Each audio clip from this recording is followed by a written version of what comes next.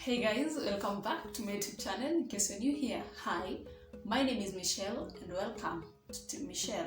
So in this video today it is a continuation of the episode. Currently we are in episode 4 and today we are tackling the hatred topic. What are some of the things that if you see in a person, you clearly know that it is the opposite of love? They hate you to the fullest. Sometimes when pure instincts fails us, then we can use the knowledge of the universe, commonly known as the body language, which can clearly indicate that someone is not into us. Maybe in a relationship, maybe in something you call a friendship, or in a family setup or colleagues. They are just not into your vibe. Because most people won't point blank come out and tell you that they hate you.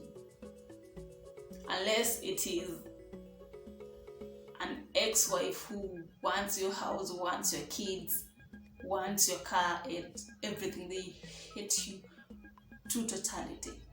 Not everyone will come out and say that in your face, but it will be evident in the things they will be doing around you or even in your absence. So yeah, often in the beautiful journey called life, there are some few people who are just there to make it not so. So what are the traits to look out? What are the measures of hatred? Do I have a list for you? Yeah. 5 good measures that you should check out on the friends you suspect are not genuine. Let's get straight into the measures of hatred. Number 1, just as I had said in the introduction of the video, is body language. Remember, it is not false that actions speaks louder than words. And this is where it really applies. This basically begins with the eyes. You can just see from the eyes of a person that they are not interested in whatever thing you are telling them. Most often, the eyes always moves towards the right side. It rolls towards the right side to show they're not interested. Because it is often clear than not that people who do not like being around you won't like being engaged by you in a conversation, in a discussion or something. There is a little bit of uncomfortability that comes with that spirit of hatred. So in as much as they might not want to tell you that they hate you, that spirit of hatred really at sometimes would really want to manifest itself because it does not settle. The spirit of hatred cannot leave you settled. So in a way, it will show itself. And when it comes up, it will be portrayed by the body language of the person. So it will clearly be showing uncomfortability around you, not being interested however much good what you are telling them is. Number 2 measure is lack of compliment and praise. These are the people who are simple congratulations, a simple it was good of you, a simple you did it good cannot easily come off their mouths. They feel they're really giving you a lot that you do not deserve. Just complimenting something, a small or a big glory, it's hell. Instead, what they will do to try and cover up the spirit of hatred that is trying to manifest in themselves is to downsize, to look down upon that achievement. They will say things like, you could have done better. That is so unlike you. Yeah, or they will just smirk or even ignore totally that something happened. It is not always that a person who doesn't like your wins will be happy when you win. So this one also comes with insecurities.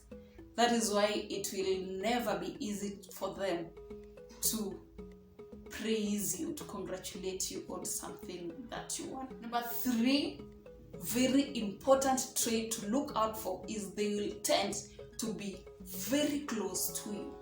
A person keeps their friends close to them, but their enemies very close to them. So your enemies will tend to be your best friends and your biggest confidants. So watch out who you call your best friend and who you open up for.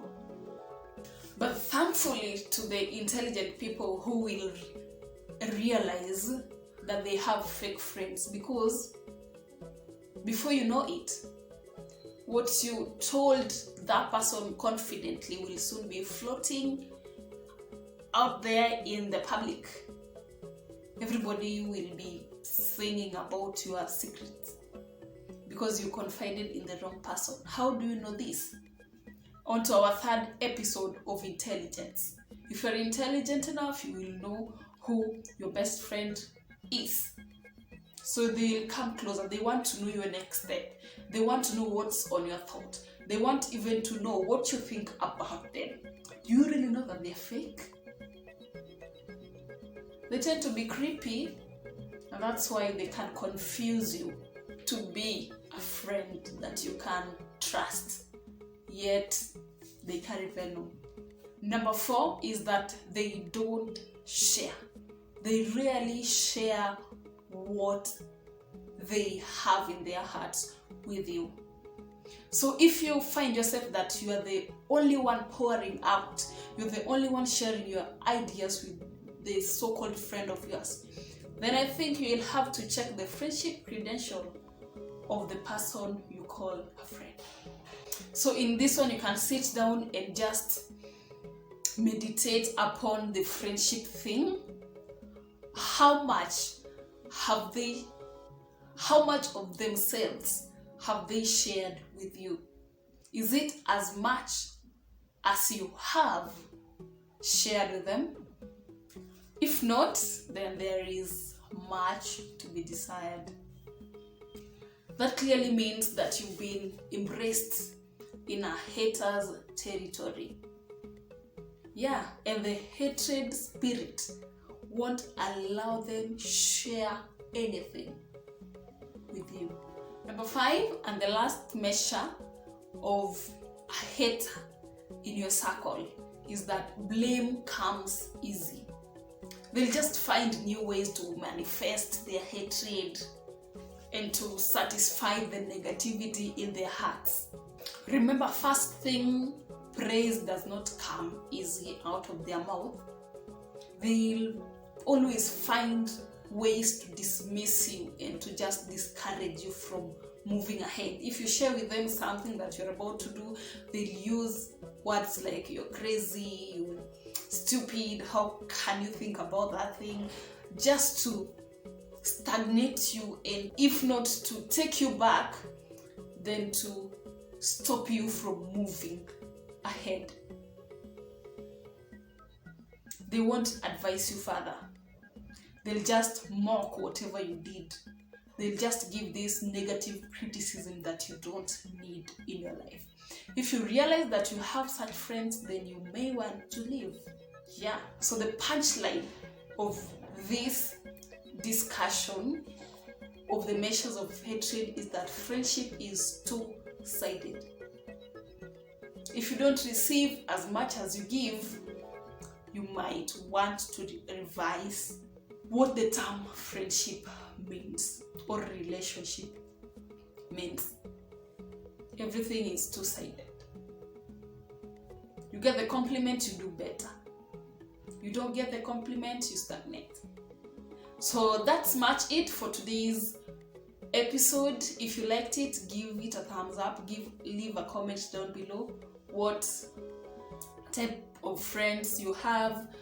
Do some of them hate you? Do they all love you? Do you confide in them? Do they share as much as you do? Yeah, and if you have not yet subscribed, kindly do so. And see you in the next episode.